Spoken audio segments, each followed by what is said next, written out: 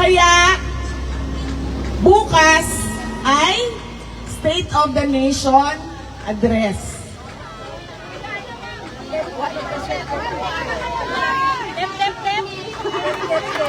Sayang ang data.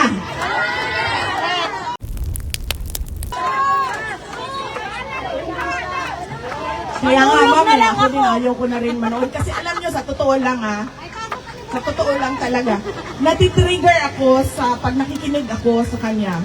Yung, naiirita ka ba? Minsan lampas irita na siya, minsan galit na siya. Gusto mo na basagin yung screen ng cellphone mo. Kaya pareho tayo, mami. Hindi na ako manonood. Babasahin ko na lang.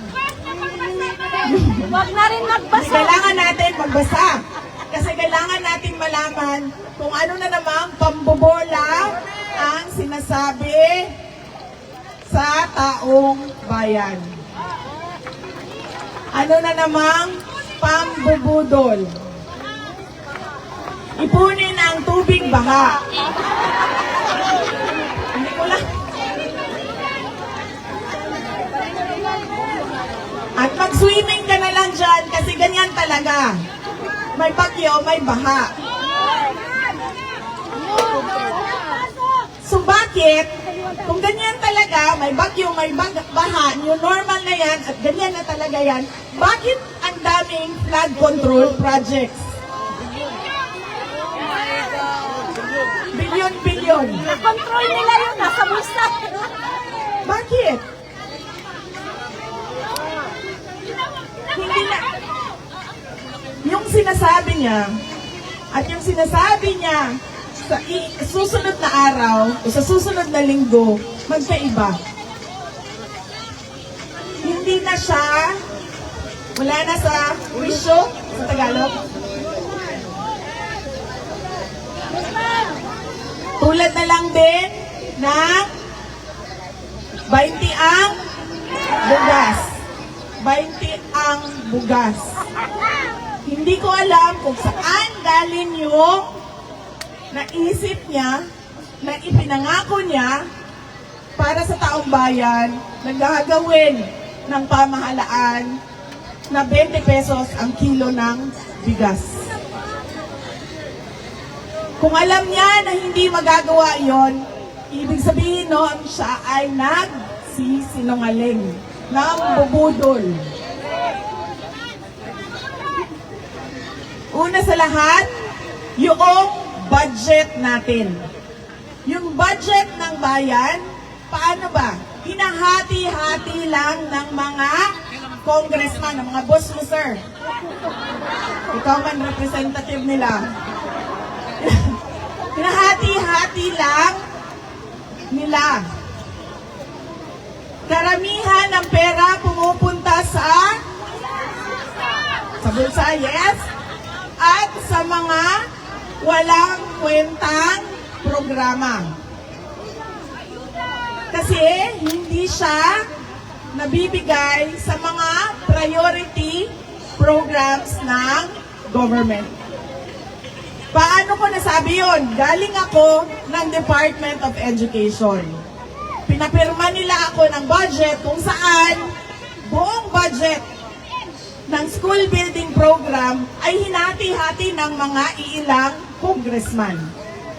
At sinabi nila sa akin, ganyan talaga ang paggawa ng budget. Na napaisip ako. Napaisip talaga ako. Ako ba ang mali? O nakasanayan na lang nila na ganyan ang kalakaran?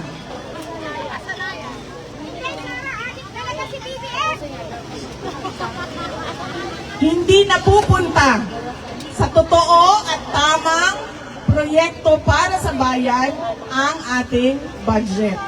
Pangalawa, ang laki ng utang natin. Dahil yung budget ay inuutang. Mag-utang ka para ka gumawa ng tulay mula sa Sorsogon papuntang Samar, mula sa Leyte, papuntang Surigao, at pabalik ka naman, Zamboanga, papuntang Dumaguete, Dumaguete, papuntang Siquijor, papuntang Cebu. Kung mangungutang ka, para itulay mo yan lahat,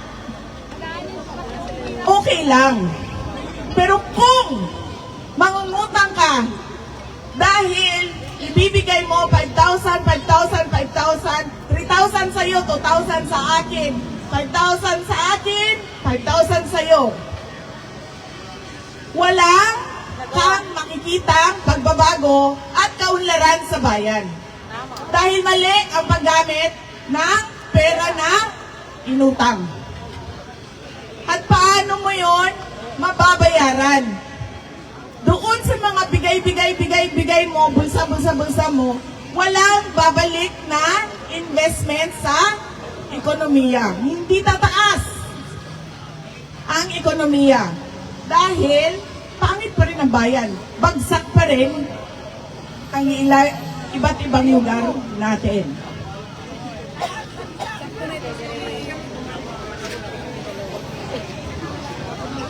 Susunod.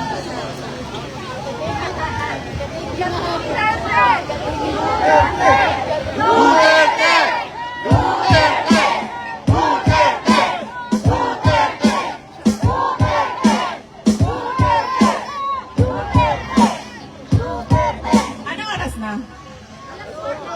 Alas 4? Tama! Hindi sa pag-usapan ng baha. Nakaka-high blood pala talaga yung init, ano? Relax lang.